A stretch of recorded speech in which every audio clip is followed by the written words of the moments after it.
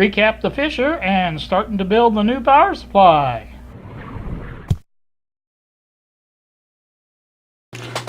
Good evening, YouTube. Here at 9:26 on a Thursday evening. Just wanted to show you what I've been up to. I did go ahead and get busy and get this recapped. That one there I did. This one here, this one here. These two in the middle. This one here, and I'd already done that one, so. And of course I had already done the one on the end also. The big one. The big iron on his hip. I just played that on WHU.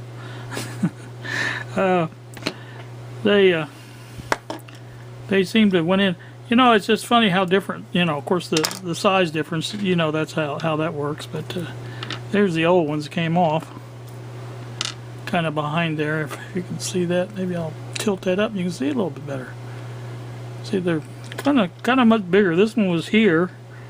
This one here I think was behind it, and the two on the sides of that. So very much a difference. Of course, the big one was a big difference too. So put them in the used parts, and this one's done. Now I think I will probably wait on the other stuff to come in, at least the capacitor. Let's see, it's supposed to be here tomorrow, so I should be able to start powering this up tomorrow right here on the bench without the rest of it.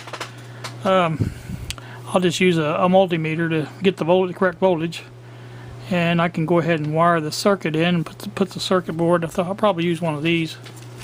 I think both of the capacitor and the bridge rectifier. I'm going to use one of them big 2510s for it, and I think that'll work rather well.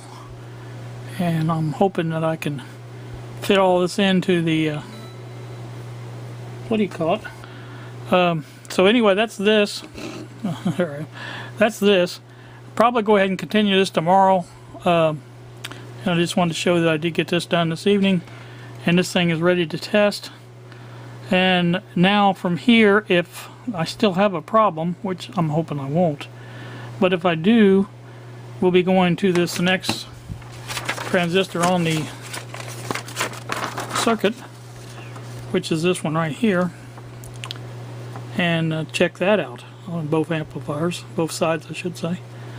And if those check out okay, then we'll naturally go on down. Now what I may do is go ahead and use the signal tracer. I may use the little one from Restore Radios that he sent me, Don, over here. Play around with that and see what kind of sounds we get out of it. Now I'll probably use my phone for the input.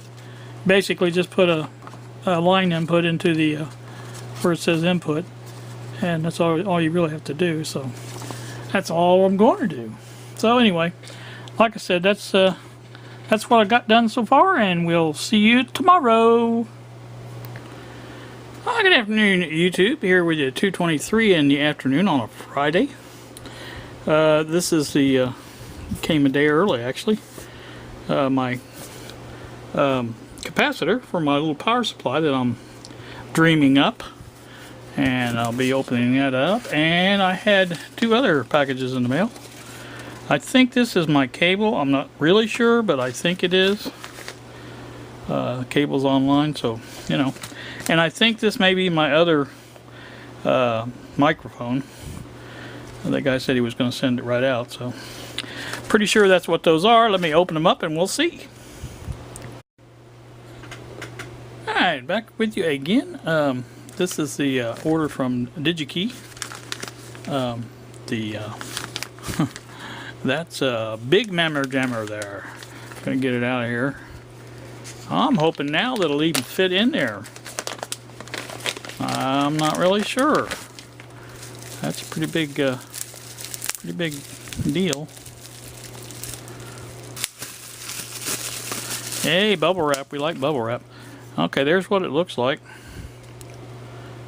And it is 2200 at 250 volts. So that actually I think will fit in there. Yeah, it'll fit in there pretty easy. So that's going to work out just fine. And I'm going to try that out here in a little bit. you'll have to stick around for that. I think I'm going to add this to that and that to this and things like that there. So the other things I got was, in fact, the what I exactly thought they were. Well, actually, they weren't what I thought they were. Here's the microphone. That's the second one of those, and again, it's got the stereo plug on it, but I guess that don't matter. I hope it doesn't matter, because anyway, here's the here's the cable they sent me, and I thought at first this was a the wrong cable. Am I got that up? I know, because I thought these were RCA, but they are in fact the right one, the right cable. So those mics will plug into there, and that will plug into the Kimitech, and we may have a test of that also along with this other stuff. So I'm not going to delay very much longer and get busy with that, setting this all up, getting this all ready to test the board, and once I get it all set up, I'll bring you all back. Alright, back with you again. I have the well, I don't have it mounted. It's I've cut some holes in the, you can see I made the holes a little bit bigger so I could get the components in there. This is going to go here. That's basically how it's going to look. Now it'll mount in the when I do get around to mounting it, it'll mount that way probably in the DC panel, and of course we'll run the wires to it, and we'll cut these down, run the circuitry the way it's supposed to be ran. But I just want to get them mounted on the board for right now, and I think we'll be money ahead if we do that. So bring you back. Alright, what we have here is the finished product, as finished as I'm going to get it right now. The cap has been mounted on the circuit board, as well as the bridge rectifier, and this is what the bottom looks like. What we have, let me get my pointy stick, is this is the minus output of the bridge rectifier right here. The two middle ones are always AC on these, and that's where our AC input will come into. I'll probably put this on the other side and tie it over this way, keep it away from the ground. So this is the ground going over to the negative of the capacitor. You can see the negative mark right there, and the positive of the bridge rectifier goes to the positive of the capacitor. Now the output for positive will come through here somewhere and tie over to this, as the same with the negative, probably come in here somewhere, maybe here. So I'll probably have positive here, negative here, and then again the AC will come over here. So I like to keep the wires away from each other if possible. So, but that's a pretty good looking board there. I mean, and like I said, when I mount it in the DC panel, I will mount it this way to where this will sit flat against the back of the board there. And in fact, I may even try to make a mount of some kind for it so it doesn't just sit in there. But you know, it wouldn't hurt anything if it did. Like I said, most of the inputs and outputs will be on this side, and that's just the circuit board. So, like I say, that's what it's going to look like. I'm still going to add my before I test it. I'm going to go ahead and add our inputs and outputs here so that I can just hook up a clip lead to it, and from the Variac output, I will run the wires from here, from the banana jacks there, over to the AC. And we'll do some testing on it before I call it good. Now, you know, a lot of people probably say there needs to be more to this. Well, this is a basic power supply. It's just this is basically all it is the rectification and the filtering. I mean, that's, you know.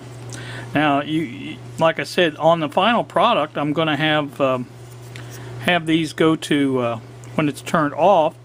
This power supply, as well as the other one that I'm going to build for the doubler, will go to a bleeder resistor, and all the energy will be bled off to ground. So that's the plan anyway. So we'll see how that turns out. But like I said, that's what we got going so far. And next step, again, like I say, is to go ahead and put some I may go ahead and probably what I'll do is use one of those or two of those screw terminal things. Now that would be perfect. See, I'll have those in. I never even thought about using that. That is great. I'm going to use those. So I'll use that for the. I wish I had a 4-way, but I don't. I don't think. Anyway, I'll look at them and see. But if I had a 4-way, I could just make them all together there. But I think I'd rather keep them separate anyway. I like to keep the AC separate from the DC. So, all right, I'll show you what I come up with when I bring you back. Stay tuned.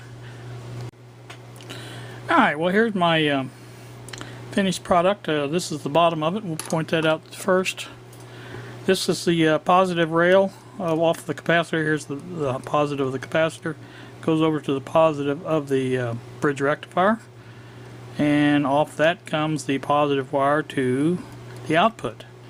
Again, this is a negative coming along here. And the negative part of the output is right there. So we have positive and negative there, and you have AC and DC back here, right here, okay? So that is going to conclude our little power supply. That should work. You know, should be in the key word there. You guys know how it is. I'm going to test it here probably after a while. I'm going to take a break up in here. It's now 3:49, so you recall what time I said it was when I started this little fiasco. So I'm going to take a little break and come back in here this evening probably, and maybe do some testing. And I know that's what you're all waiting for, but now I don't have a bleeder resistor on this. I'm going to have to find one put on here because I don't want to leave this thing hanging around here with, you know, 200 volts on it. That wouldn't probably be a very good idea. So gonna do some calculations and try to find a decent value for the bleeder resistor. And I haven't exactly come up with a plan yet. I'm gonna make a little drawing of the circuit that I'm going to use on the switch, and I thought I could have swore, and I even told Bob that I ordered it, the switch and the meter for this, and turns out I just ordered the meter. I didn't order the switch. I'm not really sure, but I'll have to order that, get that on the way. I think it was 6 something, but you got 2 of them, which, you know, that's eBay's way of I don't know what they're doing, but they make a little more money that way, I do believe, if they send 2, because you pay for 2 instead of 1, and you don't need but 1. And what am I going to do with the other one? I mean, I can put it in my stash, but you know. So I think what I'm going to do is look on, being as I haven't ordered it yet, I think I'm going to look on DigiKey and Newark and places like that, and see if I can find a similar switch, you know, that I can get one of for a little bit cheaper. I doubt that I can, because that's where, again, where eBay gets you. They know what it costs places like that to ship, and by the time they ship, just a good example was this capacitor. Now this capacitor was 8 something at DigiKey, and I always try my best to get the cheaper shipping, which is a USPS first class. That's only like $3.75 for shipping, but they have a caveat, you know, where they tell you right up front, and you have to click on it to agree to it.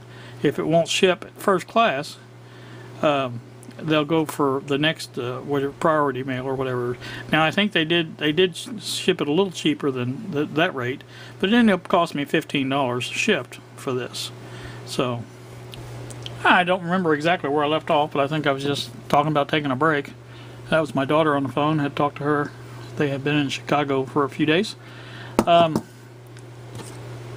I said, I'll probably come back in here this evening and continue this. I want to test this, and I want to make sure that I get a fairly ripple-free, you know, supply out of this.